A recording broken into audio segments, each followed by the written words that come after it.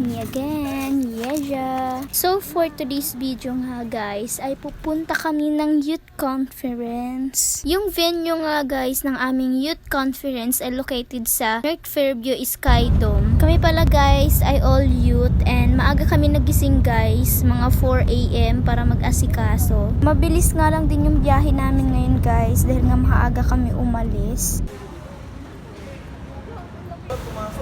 Nandito na kami guys sa North Fairview Sky Dome.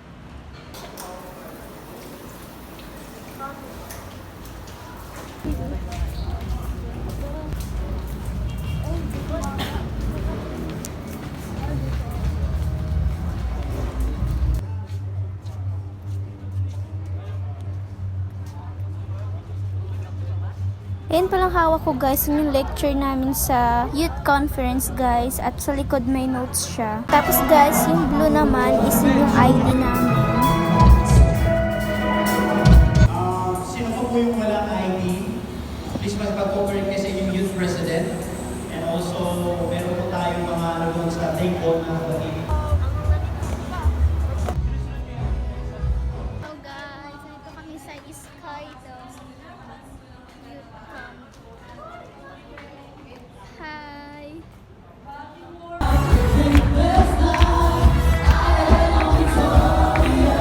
Alam nyo guys, super sarap mag-worship, lalo na yung kanta is talagang feel nyo yung bawat words.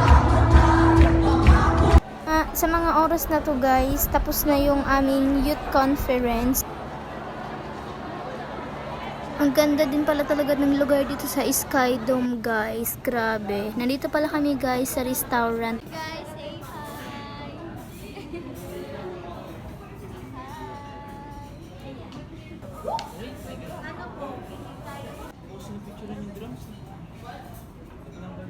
Binidyoan ako ng katabi ko kanina. Dito guys sa Japanese restaurant. Mga oras na to guys, saktong dinner na to, which is 9 PM na to guys. Kaya ayun, dinala kami ni Pastor dito, treat niya daw.